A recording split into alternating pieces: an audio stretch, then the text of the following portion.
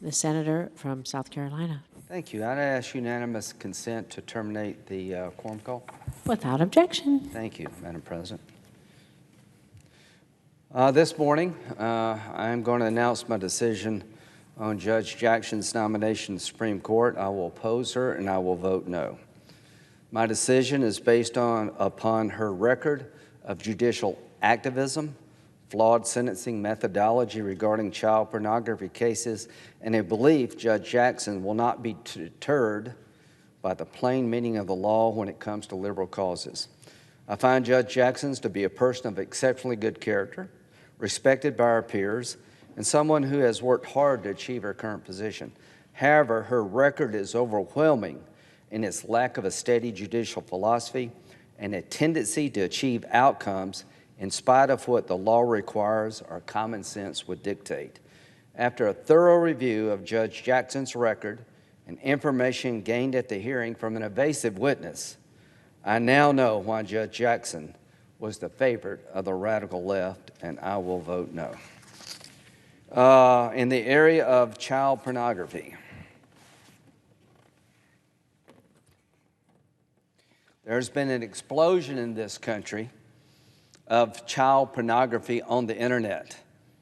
In 2021, groups that follow sexual abuse of children on the internet reported 29.3 million reports of individuals accessing information regarding child pornography on the internet, and it has gone from 100,000 in 2003 to 29.3 million in 2021.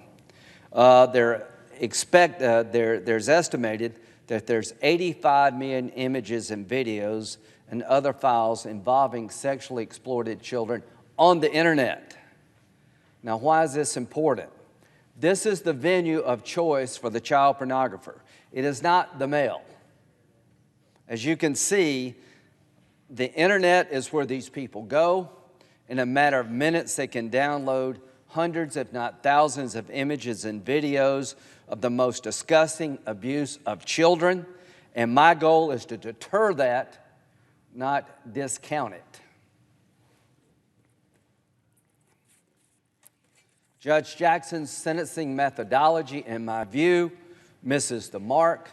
I don't doubt that personally she's offended by the behavior that we're all talking about, but as a judge, she has an opportunity to deter the behavior of going on the internet and downloading images of exploited children. Every time she has that opportunity, she refuses to exercise it. Now, why is Judge Jackson sentencing so different? In possession cases, she gives 29.2 months. The average nationally is 68 months.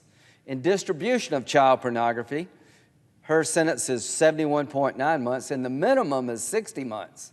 That's what you have to give. The average nationally, they tell me, is 135 months. The length of sentence for possession of child pornography imposed by Judge Jackson's is 57% less than the national average, and the area of distribution is 40% less than the national average. Why? Under the sentencing guidelines, a judge, if they choose, can enhance the sentence based on the fact that the perpetrator used the internet. Now, why do we want that as a sentencing enhancement? We want to deter the use of the internet when it comes to child pornography because there's already 85 million images and videos of children being abused, and that's the venue of choice. So instead of deterring that behavior, Judge Jackson routinely says that she will not hold that against the perpetrator.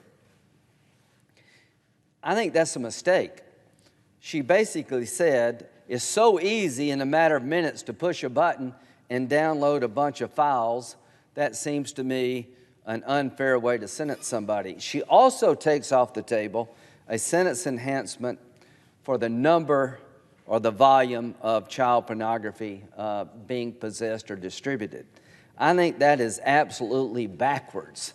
I think what we should be doing is that every time you mash the button and download an image of a child being exploited, your time in jail should go up. That should be held against you. accessing the internet should be deterred, not ignored. So what I have to say is that the National Center for Missing and Exploited Children released a report on the 2020 data. There's a 35% increase in child sex abuse material in a single year, 29.3 million reports last year of people accessing child pornography on the internet, at least 85 million images and files on the internet. And when it comes time to sentence these people, Judge Jackson will not impose additional punishment for the fact that the volume involved and the fact they're using the internet, the venue of choice. The more you download, the more you go to jail, is my view. I'm going to work with Senator Hawley to correct these practices. I think she's making a terrible mistake by not enhancing sentences based on the volume, because every click of a computer is destroying a life. And we should be deterring the use of the internet when it comes to child pornography. Judge Jackson chooses not to, and when it comes to the volume, that should be held against you. The more you abuse children, the more in your possession, the more you distribute, the longer you go to jail. And the reason her numbers are so low is because of that sentencing methodology. And I think if we don't fix this, we're making the problem worse. And I think her approach to this issue is absolutely wrong. It loses all deterrence. And I'll be watching like a hawk future nominees who are in the sentencing business to see if they follow this model. Because the model Judge Jackson has created is one where the more you do, it doesn't matter. The fact you use the internet where all the child pornography lies is not held against you, and I believe it should be. Every click, every download means you go to jail longer in the world that I want to create. The other area of concern, Guantanamo Bay. Remember this? This is 9/11. So Guantanamo Bay has been a place to house enemy combatants captured in the war on terror. Judge Jackson was a public defender, I think, for 4 or 5 Gitmo detainees, and that's a noble thing. I have no problem with somebody, a public defender anywhere in the country, defending very unpopular people, and people at Gitmo deserve representation. But what I found during this representation is that her briefs in the defense of Mika's briefs and Gitmo detainees accused President Bush and his team of being war criminals. That's not defending somebody charged or held as an enemy combatant of being part of the enemy force.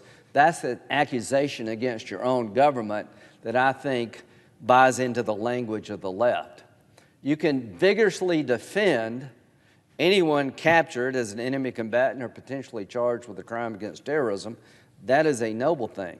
But when you use the language that was in her brief, and she said, well, I really don't remember that, I have a hard time believing that you put your name on a brief that calls the President of the United States and his team war criminals.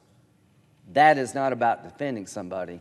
That is an activist approach to the war on terror. And it's further. In her legal briefs, she wanted to deny the United States the ability to hold Gitmo detainees under the law of war indefinitely. There's about 37 or 38 Gitmo detainees still held that have never been charged.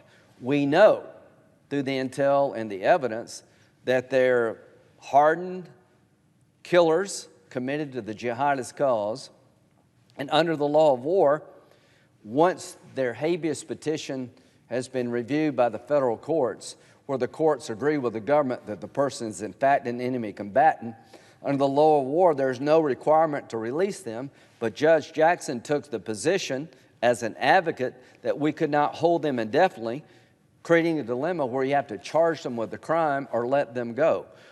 I don't consider these people criminals as much as warriors in a cause to destroy our way of life. If you choose to charge them with a crime, fine, but you don't have to make that choice.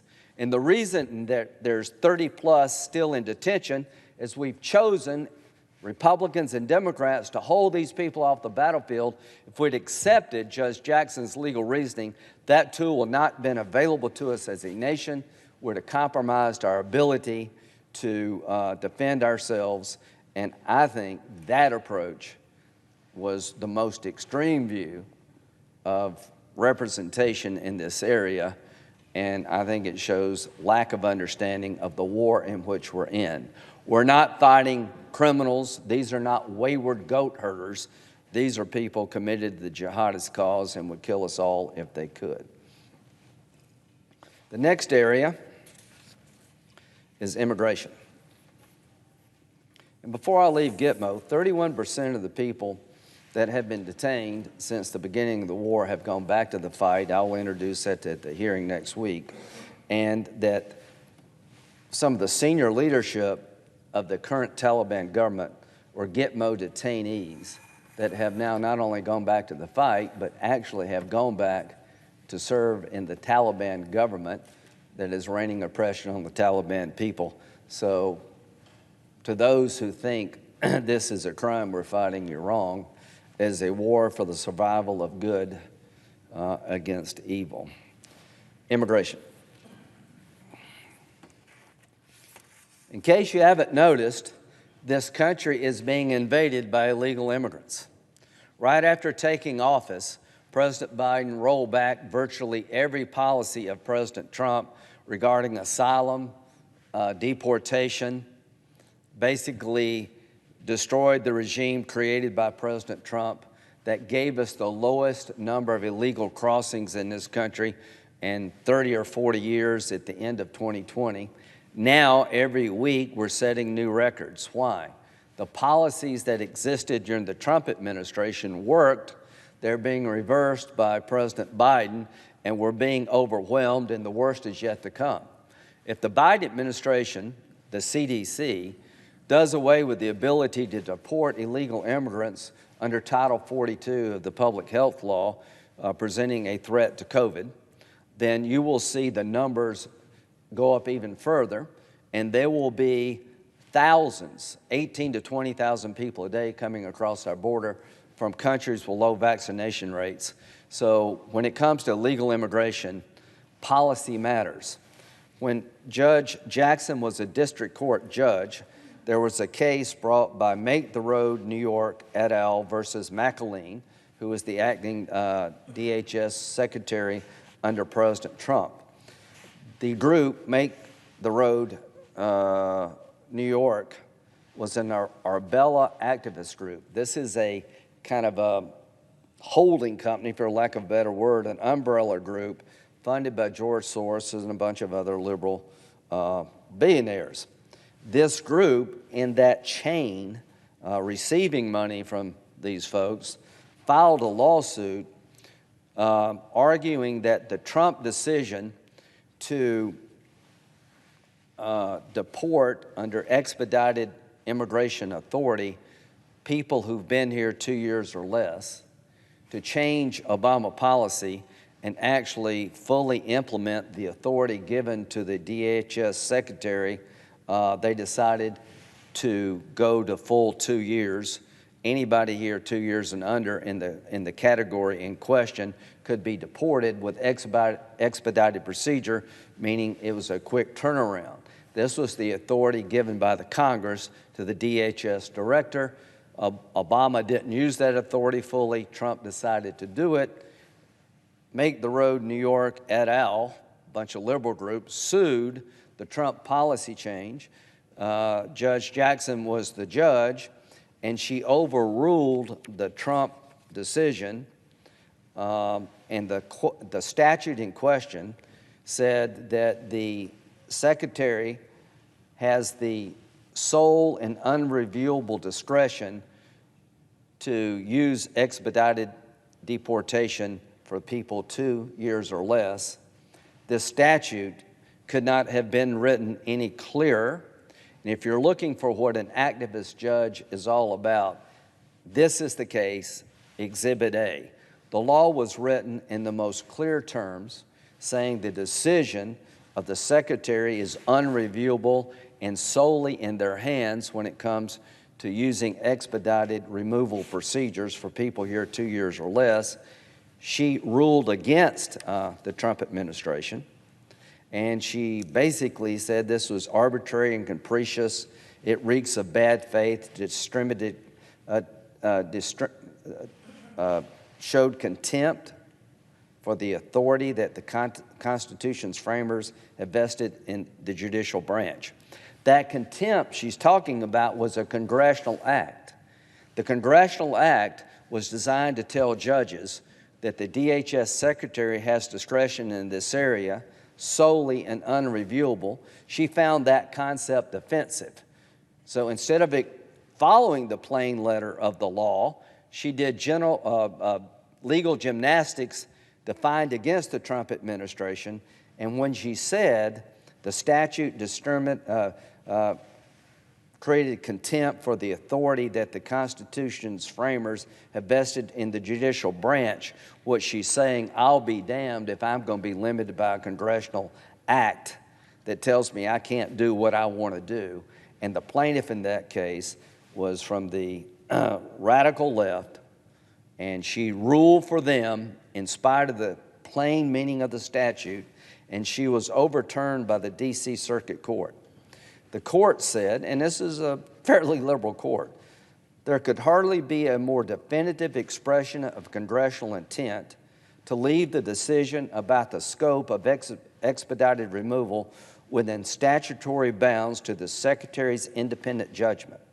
The forceful phrase, sole and unreviewable discretion, by its exceptional terms, heralds Congress's judgment to commit the decision exclusively to agency discretion.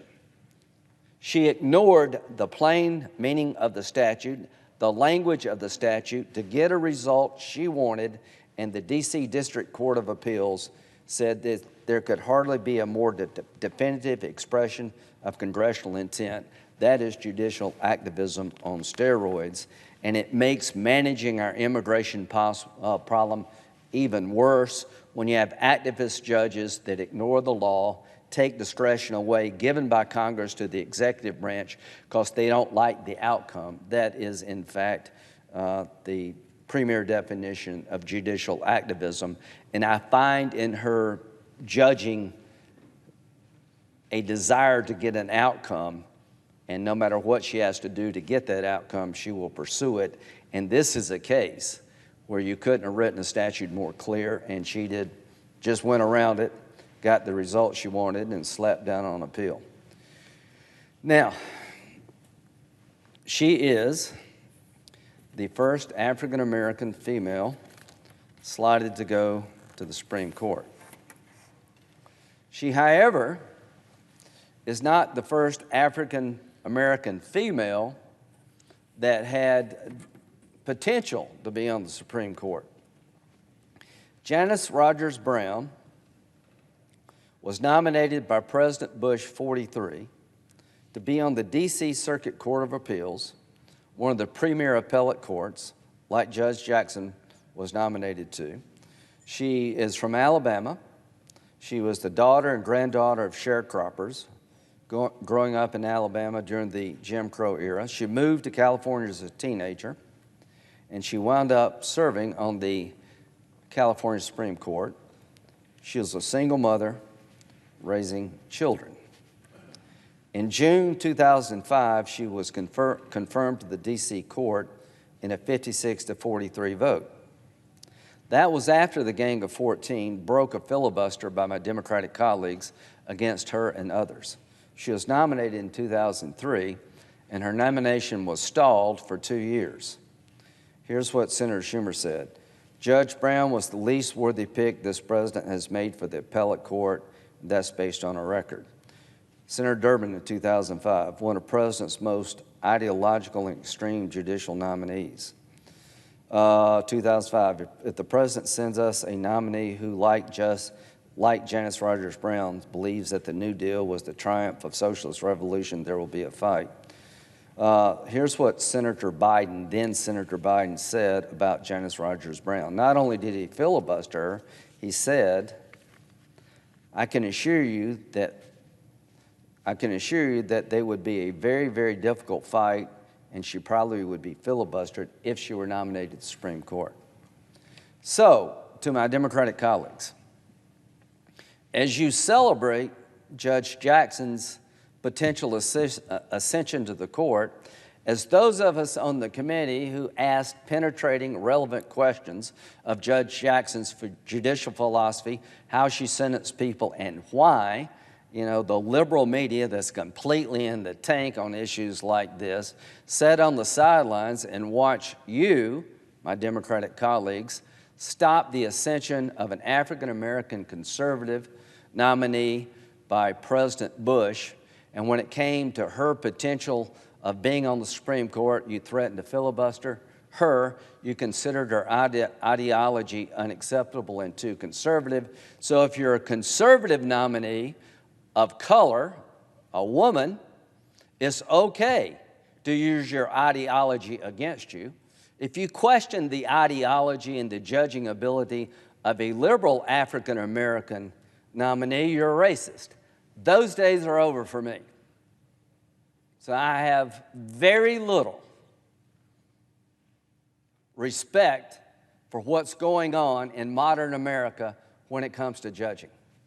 Miguel Estrada was nominated by President Bush 43, a highly qualified man, Hispanic, to be on the court, and he fell victim to the filibuster, the wholesale filibuster of Bush nominees in the 2003 era. He didn't make it through the Gang of Eight.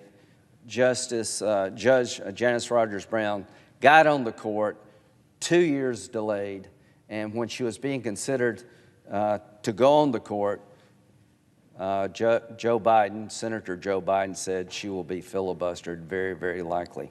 So we live in a world where if you're a person of color, a woman, and you're conservative, everything is fair game. If you're a person of color and liberal, how dare anybody question or use the same standard against you that was used against the other nominees? I don't accept that. And finally, about the hearing itself. To the liberal media, comparing this hearing to Judge Kavanaugh is an absolute offense. Nobody on the Republican side held information back accusing Justice Brown of doing something that was either made up, not credible. Nobody questioned her high school annual. Nobody took a bunch of garbage and made it seem like that the nominee had been Bill Cosby in his teenage years. Crazy stuff, offensive stuff. What we did ask Judge Jackson is, why do you sentence the people the way you do? Explain the reasoning in the cases involving child pornography.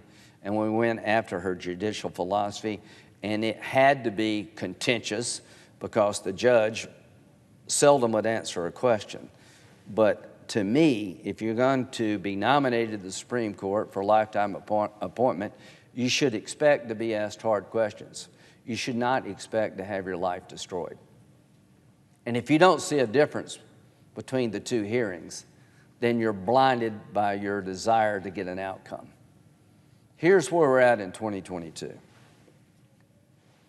The only person qualified to go to the Supreme Court as an African-American woman is a liberal. You can be equally qualified as a conservative, but you need not apply because your ideology disqualifies you. That's not exactly the advancement I was hoping we would have in America in 2022. So Judge Jackson, I will vote no. I find her sentencing methodology to reinforce and take deterrence of the most heinous offenses off the table. The statement she made during the sentencing hearings showed a tilted sense of compassion.